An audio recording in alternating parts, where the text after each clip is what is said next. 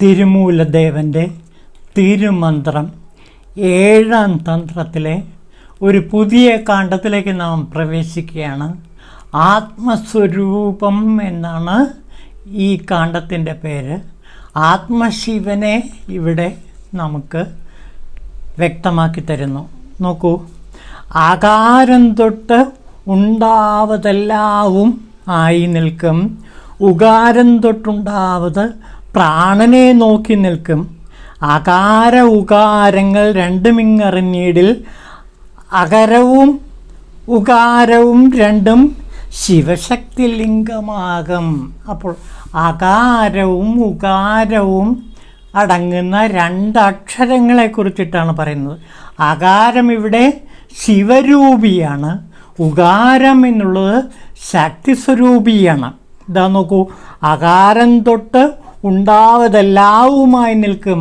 ശിവരൂപിയായ അകാരം എല്ലാത്തിലും നിറഞ്ഞു നിൽക്കുന്നു. ഉകാരം പ്രാണനെ നോക്കി നിൽക്കുന്നു. ഉകാരം എന്ന അക്ഷരം പ്രാണനെ നോക്കി നിൽക്കുന്നു. അങ്ങനെ അകാര ഉകാരങ്ങൾ രണ്ടുമിങ്ങറിഞ്ഞീടിൽ. അപ്പോൾ അകാരം എന്താണെന്ന് മനസ്സിലാക്കുക, അകാരത്തെ സാക്ഷാത്കരിക്കുക, ഉകാരത്തെ സാക്ഷാത്കരിക്കുക. ഈ 2 അക്ഷരങ്ങളെ സാക്ഷാത്കരിക്കുക എന്ന് വെച്ചാൽ ശിവശക്തികളെ സാക്ഷാത്കരിക്കുക എന്നാണ് അർത്ഥം. അങ്ങനെ അകാരവും ഉകാരം രണ്ടും ശിവശക്തി ലിംഗമായി തീരും. അപ്പോൾ ശിവശക്തി ലിംഗത്തിൽ ഉൾക്കൊള്ളുന്ന 2 മഹാ അക്ഷരങ്ങളാണ് ആ എന്ന അക്ഷരവും ഊ എന്ന അക്ഷരവും. വേദമാകുന്ന ശാഖയുടെ കൊമ്പത്ത് പൂക്കുന്ന കുസുമങ്ങളാണ് സത്യത്തിൽ 51 അക്ഷരങ്ങൾ. 51 അക്ഷരാളി കുസുമ തന്നുലത വേദമാകുന്ന ശാഖയെ കൊമ്പത്ത് അമ്പോട് പൂക്കും കുസുമതതിയിലെ എന്ന പൂന്തേൻ കുഴമ്പേ എന്നാണ് പുനന്നമ്പൂതിരി പാടുന്നത്. അപ്പോൾ വേദമാകുന്ന ആ ശാഖയുടെ കൊമ്പത്ത് പൂക്കുന്ന 51 അക്ഷരങ്ങൾ. ഈ 51 അക്ഷരങ്ങൾ കാച്ചിക്കുറുക്കി ഉണ്ടാക്കിയ 3 അക്ഷരങ്ങളാണ് അകാര ഉകാര മകാരങ്ങൾ. അതിലെ ആകാരം ശിവനാണ്, ഉകാരം എന്നുള്ളത് ശക്തിയുമാണ്.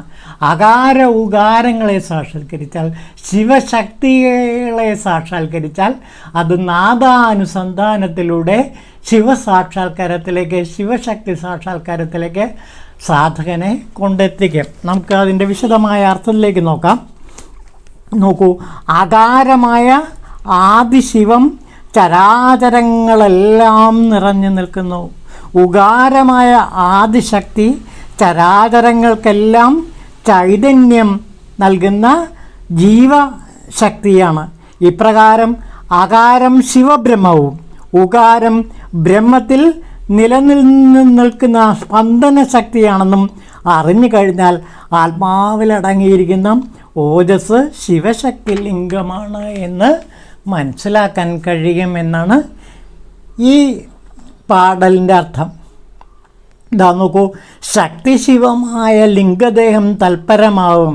അങ്ങനെ ശക്തിയും ശിവനും ചേർന്ന ആ ലിംഗദേഹം പരാതത്വത്തെ സൂചിപ്പിക്കുന്നു. ശക്തിശിവമാം ലിംഗദേഹം സംഗമവുമാകും. എല്ലാത്തിൻ്റെയും ഒന്നിച്ചു ചേരുന്ന ഏകമേവം അദ്വിതീയം എന്ന അവസ്ഥ ഈ ലിംഗദേഹത്തിൽ, ശക്തിശിവം മേളനത്തിലെ ലിംഗദേഹത്തിൽ നിന്ന് ലഭിക്കുന്നു. ശക്തിശിവമാകുന്ന ലിംഗം സദാശിവലിംഗം. ശക്തിയും ശിവനും മേളിച്ചതാണ് സദാശിവലിംഗം. ശക്തിശിവം എന്നീ 2 സ്ഥാവരമായി നിൽക്കും. പ്രപഞ്ചത്തിലെ എല്ലാ സ്ഥാവര വസ്തുക്കളും ഈ ശക്തിശിവലിംഗമായ സദാശിവലിംഗമാണ് എന്ന് അറിയാം. ഇവിടെ നാം പ്രധാനമായിട്ടും കുറച്ച് കാര്യങ്ങൾ ഇവിടെ നോക്കേണ്ടിയിരിക്കുന്നു. അതിൽ ഏറ്റവും പ്രധാനപ്പെട്ടത് ഈ നാദാനുസന്ധാനത്തെ പറ്റി പറയുന്ന ചില ഭാഗങ്ങളാണ്. അതിനു മുമ്പ് നമുക്ക് രുദ്രയാമളത്തിലേക്കൊന്ന് കടക്കാം. രുദ്രയാമളത്തിൽ പറയുന്ന കുറച്ച് ഭാഗങ്ങൾ നോക്കാം. അതിൽ ശിവൻ്റെ നിർഗുണഭാവത്തെക്കുറിച്ചും സഗുണഭാവത്തെക്കുറിച്ചൊക്കെ ഈ രുദ്രയാമളത്തിൽ പറയുന്നുണ്ട്. ശക്തിസഹിതനായ മംഗളസ്വരൂപനായി രൂപഭാവങ്ങളുടെ പ്രകൃതി പുരുഷാത്മകമായി നിൽക്കുന്ന ശിവശക്തി, അതിൽ നിന്ന് ശ്രീ പരമേശ്വരൻ സകല ഭാവത്തിൽ പൂർണ്ണസ്വരൂപനായി സച്ചിദാനന്ദമൂർത്തിയായി വർത്തിക്കുമ്പോൾ ആ ഭാവത്തിൽ നിന്ന് നാദവും നാദത്തിൽ നിന്ന് ബിന്ദുവും ഉണ്ടാകുന്നു. തുടർന്ന് ബീജവും ആവിർഭവിച്ചു. അങ്ങനെ ശിവാത്മകമായ ബിന്ദുവും ശക്തിയാത്മകമായ ബീജവും ചേരുമ്പോൾ നാദമുണ്ടായി. പിന്നെ ഈ ബിന്ദുവിൽ നിന്ന് രൗദ്രി, നാദത്തിൽ നിന്ന് ജ്യോഷ്ഠ ഭഗവതി, ബീജത്തിൽ നിന്ന് വാമം, ഇവയെല്ലാം ഉണ്ടാകുന്നുണ്ട്. ഇതാണ് രുദ്രയാമളത്തിൻ്റെ കുറച്ചൊരു ഭാഗം. ഇനി നമുക്ക് പാശുപത ബ്രഹ്മോപനിഷത്ത് എന്ന് പറഞ്ഞൊരു ഉപനിഷത്തുണ്ട്. ഈ പാശുപത ബ്രഹ്മോപനിഷത്തിൽ നാദാനുസന്ധാനത്തെക്കുറിച്ച് പറയുന്ന ചില ഭാഗങ്ങൾ കൂടി നോക്കിയാലേ അറിയാൻ പറ്റുള്ളൂ. അതായത് ഈ രണ്ടക്ഷരങ്ങളുണ്ടല്ലോ, അകാര ഉകാരങ്ങൾ, അത് തന്നെയാണ് പിന്നീട് സോഹം, അഹം സോഹം എന്ന മന്ത്രമായിട്ട് മാറുന്നത്. സോഹം തന്നെ അകാരോകാരങ്ങൾ എന്ന് പറഞ്ഞാൽ പിന്നെ ഓങ്കാരമായി വളരുന്നു. ആ ഭാഗങ്ങൾ ഇവിടെ ഈ പാശുപത ബ്രഹ്മോപനിഷത്തിൽ വിവരിക്കുന്നുണ്ട്. സകല യജ്ഞങ്ങളുടെയും കർത്താവ് പശുപതിയായ ഭഗവാൻ രുദ്രനാകുന്നു. വിഷ്ണു അധുര്യവും ഇന്ദ്രൻ ഹോതാവുമാണ്. ബ്രഹ്മയജ്ഞ ഭോക്താക്കൾ ദേവന്മാരാണ്. ആ മാനസബ്രഹ്മത്തിൻ്റെ രൂപമാണ് ഹംസം. കണ്ടോ, ആ ബ്രഹ്മത്തിൻ്റെ രൂപം തന്നെയാണ് ഹംസം. ഇതാണ് ഹംസസോഹമായിട്ട് നമ്മുടെ ആചാര്യന്മാർ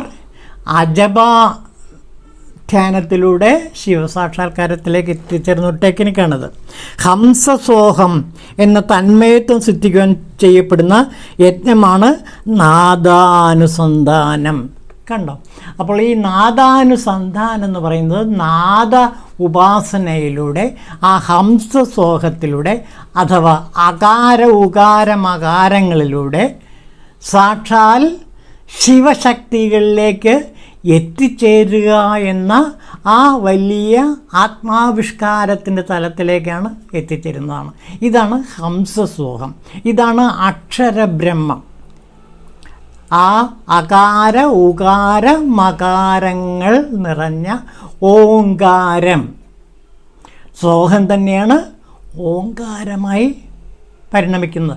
അപ്പോൾ നമ്മുടെ ജീവനിൽ പ്രാണനെ നിലനിർത്തുന്ന ശക്തി ഈ സോഹം എന്ന അജബയാണ്.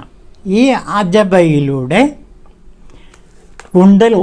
മൂലാധാരത്തിലെ കുണ്ടലിനി ശക്തി സഹസ്രാരത്തിലേക്ക് എത്തിച്ചേരുകയും അവിടെ നിന്ന് വീണ്ടും താഴെ മൂലാധാരത്തിലേക്ക് യാത്ര ചെയ്യുകയും ചെയ്യുന്നു. അപ്പോൾ ഈ കുണ്ടലിനി ശക്തിയുടെ ആരോഹണാവരോഹണമാണ് ഈ നാദാനുസന്ധാനത്തിലൂടെ അകാര ഉകാരത്തിലൂടെ നടക്കുന്നത്. നമുക്ക് നോക്കാമത്. ഇതാ നോക്കൂ, അകാരം തൊട്ട് ഉണ്ടാവതെല്ലാവുമായി നിൽക്കും, ഉകാരം തൊട്ടുണ്ടാവത് പ്രാണനെ നോക്കി നിൽക്കും. അകാര ഉകാരങ്ങൾ രണ്ടും ഇങ്ങറിഞ്ഞിടുകിൽ അകാര ഉകാരം രണ്ടും ശിവശക്തി ലിംഗമാകും. അതുതന്നെയാണ് അകാര ഉകാരങ്ങൾ തന്നെയാണ് ഹംസം. അത് ബ്രഹ്മഹംസം ആകുന്നു. ഈ സോഹം എന്ന ആ അജബ ധ്യാനത്തിലൂടെ തന്നെ നമുക്ക് ശിവശക്തി മേളനത്തിലേക്ക് എത്തിച്ചേരാൻ കഴിയും. ഇവിടെ വളരെ പ്രധാനപ്പെട്ടതാണ് അജബധ്യാനം. നാദാനുസന്ധാനത്തിലൂടെ വളരെ പെട്ടെന്ന് ശിവ സാക്ഷാത്കാരത്തിലേക്ക് എത്തിച്ചേരാൻ പറ്റും. സോഹം എന്നുള്ള ആ ദിവ്യമായ രണ്ട് അക്ഷരങ്ങൾ, അത് അകാര ഉകാരങ്ങളാകുന്നു, ശിവശക്തികളാകുന്നു. ശിവശക്തികളിലൂടെ അകാര ഉകാരങ്ങളുടെ അഥവാ സോഹം എന്നീ രണ്ടക്ഷരങ്ങളുടെ ഉറങ്ങിക്കിടക്കുന്ന കുണ്ടലിനി ശക്തി മൂലാധാരത്തിൽ നിന്ന് സഹസ്രാരത്തിലേക്കും അവിടെ നിന്ന് വീണ്ടും താഴെ മൂലാധാരത്തിലേക്കും നിരന്തരം യാത്ര ചെയ്യുന്ന ഒരു അനുഭവമാണ് ഈ അജപാധ്യാനത്തിൽ ഉണ്ടാകുന്നത്. ഇതെല്ലാം ഗുരുവിൻ്റെ നിർദ്ദേശാനുസരണം മാത്രം ചെയ്യേണ്ടതാണ്. ഒന്നുകൂടെ പറയട്ടെ, ഗുരുവിൻ്റെ നിർദ്ദേശാനുസരണം മാത്രമേ ഈ അജപാധ്യാനവും അതേപോലുള്ള നാദാനുസന്ധാനവും എല്ലാം പ്രാക്ടീസ് ചെയ്യാവൂ എന്ന് ഒരിക്കൽ കൂടി പറഞ്ഞുകൊണ്ട് നിർത്തുന്നു. ഓം ശിവായ തിരുമൂലർ ദേവായ നമഃ.